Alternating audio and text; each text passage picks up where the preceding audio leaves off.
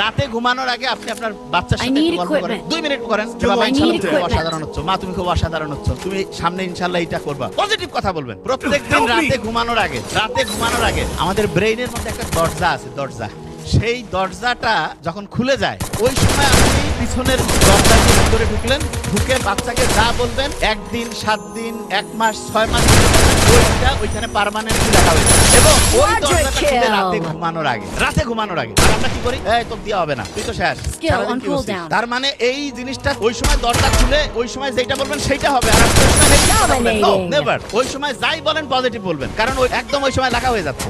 আপনার সন্তানকে ঠিক রাখার জন্য তাকে হচ্ছে যে আচরণটা কিভাবে শেখাবেন সেটার একটা সহজ এক্সাম্পল। আপনি চাচ্ছেন আপনার সন্তান আপনাকে সম্মান করুক, বড়দের সাথে ভালো ব্যবহার করুক, তাহলে এই কাজটা আপনাকে করতে হবে। এবং সেক্ষেত্রে আপনি কিভাবে করতে পারেন, আপনার ফ্যামিলিতে আপনার